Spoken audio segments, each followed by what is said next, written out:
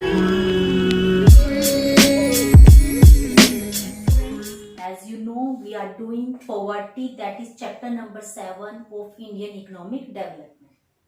Previous videos में हमने जो डिस्कस किया, what is poverty, types of poverty, relative and absolute poverty, poverty line and how to fix poverty line in India. Today we are going to start the next topic, that is causes of poverty. It means India में जो poverty है, ठीक है, जो कि day by day increase हो रही है, उसके रीजन क्या है। तो रीजन को इस यहाँ पे फर्दर 2 पार्ट्स में डिवाइड किया गया है। Poverty with reference to under developed of Indian economy. It means poverty का सबसे बड़ा जो रीजन है इंडिया में, क्योंकि इंडियन जो इकोनॉमी है दैट इज अंडर डेवलप्ड। अभी तक हमारी जो इकोनॉमी है वो अभी फुली डेवलप नहीं हुई। फर्स्ट रीजन तो ये है। Second, poverty with reference to unequal distribution of income. Income का जो डिस्ट्रीब्यूशन है इंडिया में that is unequal. It means कुछ पर्सन है जो इनकम का जो जीडीपी है, या अगर हम बात करें नेशनल इनकम की, उसका एक लार्ज जो शेयर है वो एंजॉय करते हैं, और कुछ पर्सन है जिसके पास इनकम का एक छोटा सा पार्ट है। इट मीन्स पॉवर्टी के 2 रीजंस हैं, उसको 2 पार्ट्स में डिवाइड किया। एक तो under developed of Indian economy, Indian जो इकोनॉमी है दैट इज अंडर डेवलप्ड, और दूसरा जो रीजन है that is unequal distribution of income. So first of all we will discuss the first point in detail. First of all जो poverty है with reference to underdeveloped of Indian economy, उसमें first जो point है that is low level of national product. It means India में poverty का जो reason है that is हमारा जो national product है that is very low. It means अगर हम बात करें इंडिया में जीडीपी की या नेट नेशनल जो प्रोडक्ट है वो इंडिया में एज कंपेयर टू अदर जो डेवलप्ड जो कंट्रीज है वो बहुत कम है। NNP of India is less than, ये जो साइन यूज हुआ है ये किसके लिए यूज हुआ है, less than it's growth of population. It means India में जिस रेट से पॉपुलेशन इंक्रीज हो रही है उस रेट से जो नेट नेशनल जो प्रोडक्ट है वो इंक्रीज नहीं हो रहा है। इट मींस जो ग्रोथ रेट है पॉपुलेशन की वो ज्यादा है as compare to net national product. तो इसका जो इफेक्ट होगा वो क्या होगा, low per capita income. It means per person जो इनकम है वो क्या हो जाएगी, रिड्यूस हो जाएगी। बिकॉज पर कैपिटा इनकम कैलकुलेट करने का जो फॉर्मूला होता है वो क्या होता है, नेट नेशनल प्रोडक्ट, या अगर हम कहें net national income divide by population. Income increase हुई, साथ ही साथ पॉपुलेशन भी इंक्रीज हो गई, तो per capita means per person जो इनकम है वो इंक्रीज नहीं होगी। पर पर्सन इनकम कब इंक्रीज होती है, if growth of population is less than growth of national product. जिस रेट से पॉपुलेशन बढ़ रही है आपकी जो नेशनल इनकम है उससे ज्यादा रेट से इंक्रीज होनी चाहिए, बट इंडिया में पॉपुलेशन की ग्रोथ रेट ज्यादा है as compare to net national product. That's why India में जो पर कैपिटा इनकम है वो क्या है, कम है। अगर हम यूएनओ नॉर्म्स की अगर हम बात करें तो जो इंडिया है that is a poorest country. UNO norms के अकॉर्डिंग इंडिया जो है वो पुअरेस्ट कंट्रीज में इंक्लूड है। सेकेंड जो इसका रीजन है that is low rate of growth. ठीक है, एक तो जीडीपी कम है और उसकी जो ग्रोथ रेट है, ग्रोथ रेट का मतलब होता है पर ईयर जो रेट है वो भी उसकी कम है। During the period of planning 5 year जो प्लान जो बने उसकी ड्यूरेशन में जो इंडिया में जो ग्रोथ रेट थी जीडीपी की दैट इज ओनली 5%, और पॉपुलेशन की जो ग्रोथ रेट थी वो कितनी थी, 2%। इट मीन्स जीडीपी इंक्रीज हुई 5% की रेट से, बट पॉपुलेशन भी 2% की रेट से इंक्रीज हो गई। तो इसका जो एक्चुअल इफेक्ट आया वो क्या हुआ, पर कैपिटा एक्चुअल जो इनकम इंक्रीज हुई है वो कितने परसेंट से इंक्रीज हुई, ओनली 3% से। रीजन बिहाइंड दैट, जीडीपी तो इंक्रीज हुई 5% से, अगर हमारी जो पॉपुलेशन है अगर वो कांस्टेंट होती, अगर वो इंक्रीज ना होती तो पर कैपिटा इनकम भी आपकी 5% से इंक्रीज हो जाती, बट क्योंकि पॉपुलेशन इंक्रीज हुई 5%, इनकम जो है इंक्रीज हुई आपकी 5% से, बट उसके साथ साथ जो पॉपुलेशन है वो भी 2% से इंक्रीज हो गई, तो पर कैपिटा इनकम में ग्रोथ कितना आया, 3%। Second reason. थर्ड जो रीजन है, heavy pressure of population. India में जो पॉपुलेशन है उसकी जो ग्रोथ रेट है वो day by day, year by year वो इंक्रीज होती जा रही है। Due to rapid fall in death rate, India में डेथ रेट डिक्रीज हो रही है, लेकिन जो बर्थ रेट है वो day by day, year by year increase हो रही है ड्यू टू हेल्थ फैसिलिटीज। पहले डेथ रेट बहुत ज्यादा होती थी क्योंकि हेल्थ फैसिलिटीज नहीं थी। ठीक है, नंबर ऑफ डिजीज होती थी जिस वजह से डेथ रेट इंडिया में बहुत ज्यादा थी। बट जैसे जैसे इंप्रूवमेंट हुई, जैसे जैसे हेल्थ फैसिलिटीज आई, डेथ रेट की जो रेशो है वो डिक्रीज होती चली गई। अगर हम बात करें ग्रोथ रेट ऑफ पॉपुलेशन, ठीक है, इंडिया में जो पॉपुलेशन की जो ग्रोथ रेट थी 1941-51 में वो कितनी थी 1.0%। बट इन 1991 एंड 2000 जो ग्रोथ रेट है वो कितनी हो गई 2.1, मोर देन डबल से भी ज्यादा हो गई। 41-51 में थी 1.0% और 91 एंड 2000 में आते आते वो कितना हो गया था 2.1%। और अगर हम साइज ऑफ पॉपुलेशन की बात करें, टोटल अगर हम पॉपुलेशन की बात करें तो 1991 में इंडिया की जो पॉपुलेशन थी that is 84.63 crore. But in 2011 India की जो पॉपुलेशन थी वो कितनी हो गई थी 121 करोड़। इट मीन्स इंडिया में जो पॉपुलेशन है उसका जो प्रेशर है वो बहुत ज्यादा है। Day by day population increase हो रही है due to health facilities. Next जो इसका रीजन है इन्फ्लेशनरी स्पाइरल। इन्फ्लेशनरी स्पाइरल का मतलब होता है प्राइसेस का कंटिन्यू इंक्रीज होना, ठीक है। एक स्पाइरल एक लाइक अ सर्कल की तरह काम कर रहा है। अभी जो प्राइस है वो कंटिन्यू इंक्रीज हो रहे हैं। अब देखिए प्राइस के इंक्रीज होने का जो रीजन है that is due to GDP growth, due to GDP low, ठीक है। जीडीपी की जो ग्रोथ रेट है वो कम है एंड हायर पॉपुलेशन ग्रोथ, और पॉपुलेशन की जो ग्रोथ रेट है वो ज्यादा है। इट मीन जीडीपी भी बढ़ रही है, पॉपुलेशन भी बढ़ रही है, बट जीडीपी की जो ग्रोथ रेट है वो कम है एज कंपेयर टू पॉपुलेशन। अब इसका जो इफेक्ट है वो क्या होगा, प्राइसेस इंक्रीज होंगे, क्योंकि अगर पॉपुलेशन बढ़ेगी तो डिमांड बढ़ेगी, और डिमांड अगर इंक्रीज होती है बट सप्लाई उसके अकॉर्डिंग अगर इंक्रीज नहीं होती तो इससे प्राइसेस इंक्रीज होंगे। प्राइस इंक्रीज होने से पॉवर्टी बढ़ेगी, ठीक है। कुछ पर्सन है जो अपनी बेसिक रिक्वायरमेंट्स को पूरा नहीं कर पाएंगे, उनके पास इतने फंड्स नहीं है या इतनी इनकम नहीं है भी वो अपनी बेसिक रिक्वायरमेंट्स को पूरा कर पाए, तो वो पर्सन पॉवर्टी लाइन के नीचे चले जाएंगे। इससे जो पॉवर्टी, कंपाउंड का मतलब इंक्रीज होते चले जाना, पॉवर्टी जो है वो बहुत ज्यादा इंक्रीज हो जाएगी।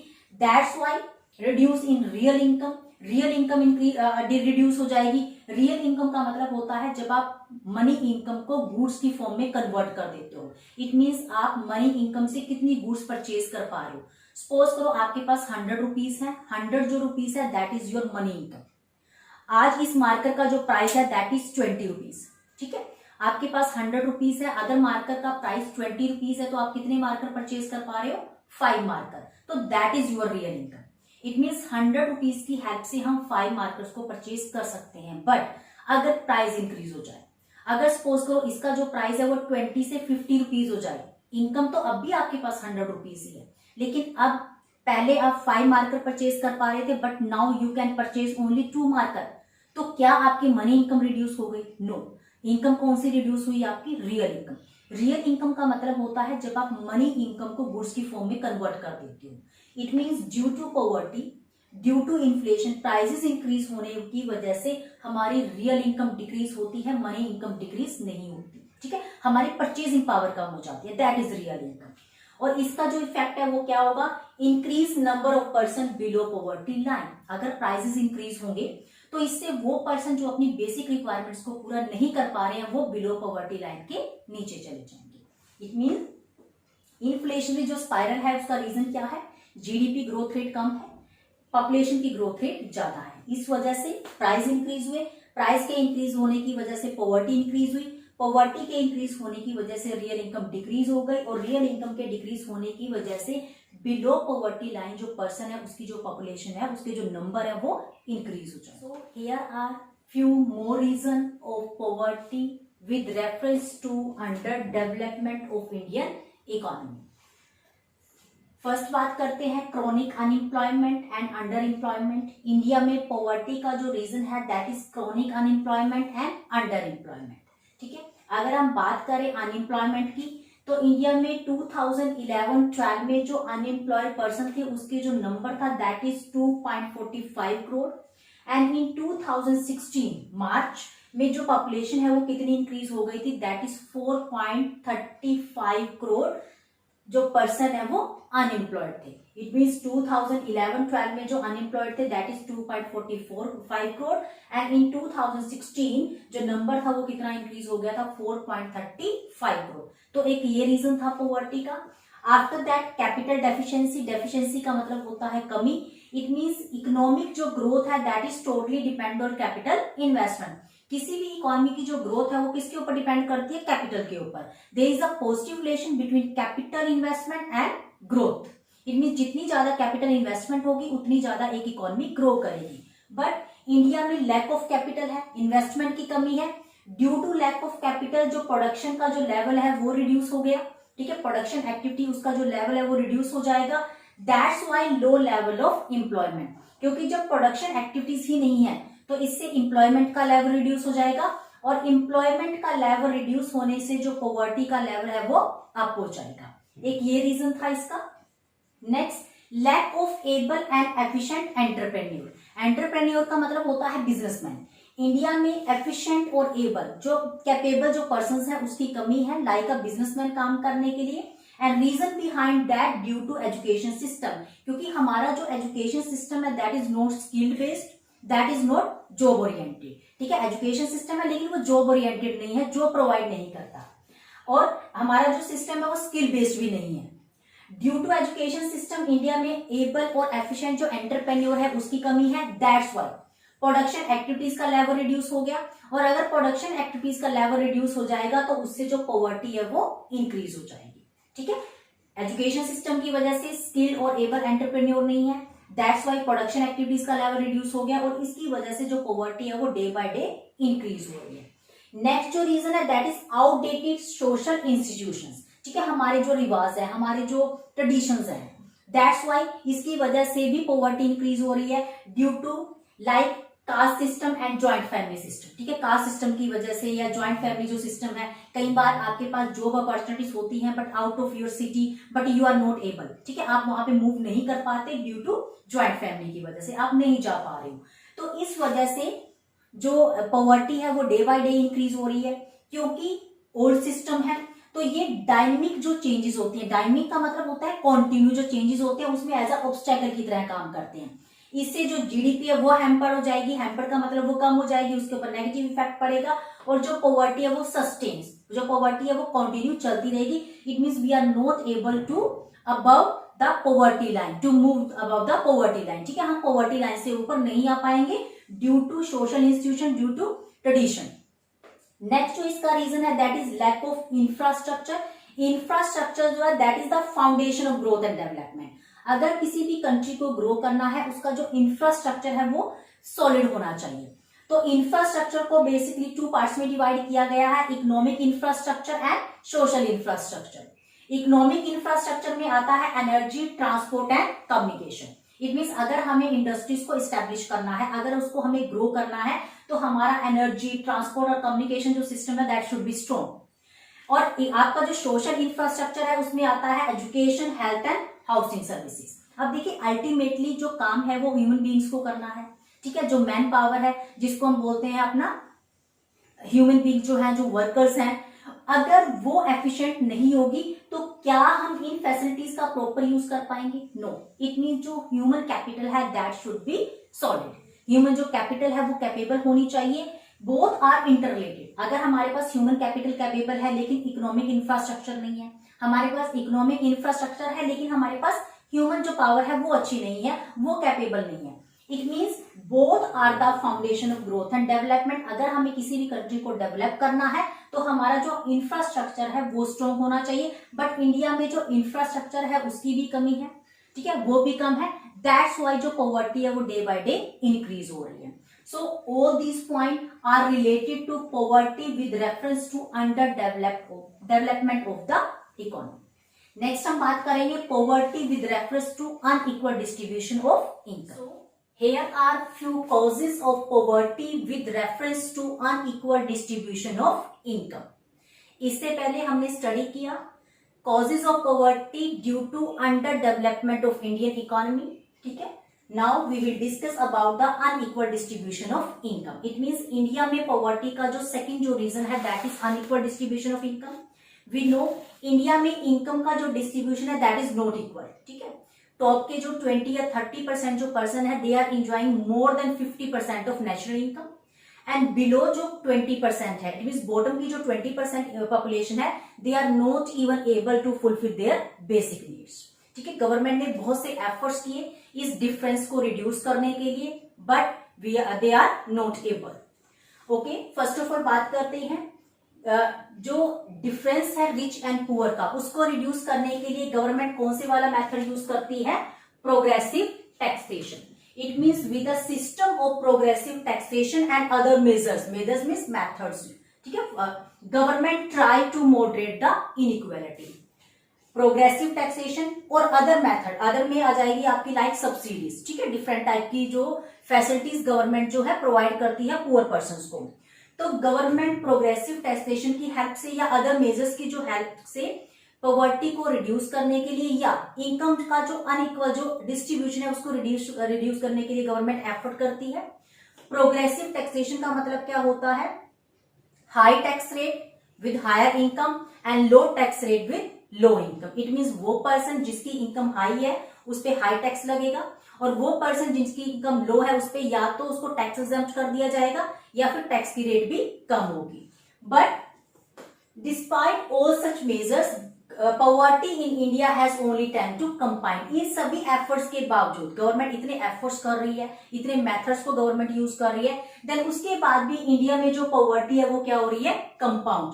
कंपाउंड का मतलब होता है इंक्रीज होना। इट मीन्स गवर्नमेंट के डिफरेंट एफर्ट्स करने के बाद भी जो पॉवर्टी है वो डे बाय डे इंक्रीज हो रही है, या डिफरेंस जो है वो इंक्रीज हो रहा है रिच और पुअर के बीच में।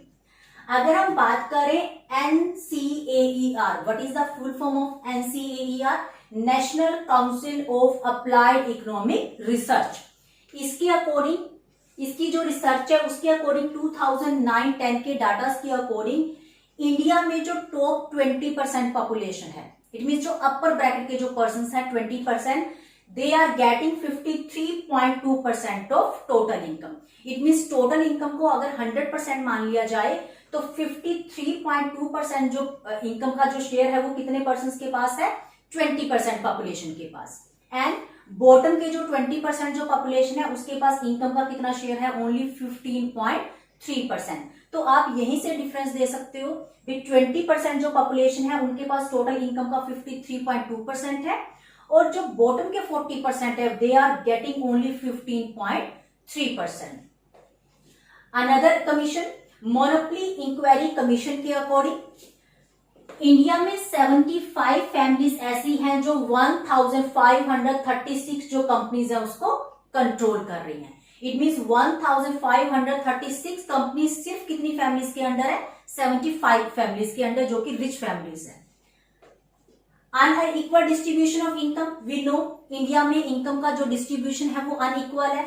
अगर इनकम का डिस्ट्रीब्यूशन अनइक्वल होगा तो उससे क्या होगा? Widening gap between rich and poor. Widening का मतलब होता है किसी भी चीज को इंक्रीज कर देना, एक्सपेंड कर देना। Gap means difference. It means क्योंकि इनकम का जो डिस्ट्रीब्यूशन है that is unequal, that's why rich और पुअर का जो डिफरेंस है वो डे बाय डे इंक्रीज होता जा रहा है। And as people with higher income, वो पर्सन जिनके पास हाई इनकम है, इट मीन जो रिच पर्सन है, they have greater capacity to generate higher income. जिनके पास ऑलरेडी इनकम बहुत ज्यादा है उनके पास इनकम जनरेट करने की कैपेसिटी भी ज्यादा है, because they can invest their money. ठीक है, वो बिजनेस में मनी इन्वेस्ट कर सकते हैं और फर्दर इनकम जनरेट कर सकते हैं। On the other hand, people with lower income, it mean जो पुअर पर्सन है, they have lower capacity to generate lower income. Already उनके पास इनकम कम है, इट मीन उनके पास इतने सरप्लस नहीं है कि वो उस मनी को इन्वेस्ट करें और फर्दर इनकम जनरेट कर सके। इट मीन्स जो रिच पर्सन है वो हायर इनकम जनरेट कर सकते हैं, लेकिन जो लो पर्सन है they have no such capacity to generate such type of income. अब इसका जो इफेक्ट होगा वो क्या होगा? With huge stock of wealth, क्योंकि जो रिच पर्सन है इनके पास वेल्थ ज्यादा है, वेल्थ मीन्स प्रॉपर्टी ज्यादा है, they build their Fortune. Fortune का मतलब होता है डेस्टिनी। ठीक है, वो अपने भाग्य को ब्राइट करने में they are capable. On the other hand, जो पुअर पर्सन्स हैं they are struggling for survival. ठीक है, जो पुअर पर्सन्स हैं वो लाइफ टाइम स्ट्रगल करते रहते हैं सिर्फ सर्वाइवल के लिए। सर्वाइवल का मतलब होता है सिर्फ जिंदा रहना। इट मीन्स वो अपनी सिर्फ बेसिक रिक्वायरमेंट्स पूरा कर पाए, वो लाइफ टाइम इसी चीज के लिए एफर्ट्स करते रहते हैं। सो These are the causes of unequal distribution of income. That's all about the causes of poverty. Causes of poverty को हमने 2 parts में divide किया. In the next video, we will discuss about the measures to remove the poverty. It means what we can do to reduce, to eradicate the poverty. Poverty को अगर हमें कम करना है तो उसके लिए गवर्नमेंट कौन कौन से मेथड्स को यूज करती है. Till then, revise all the causes of poverty. Keep watching the video. Thank you, dear students.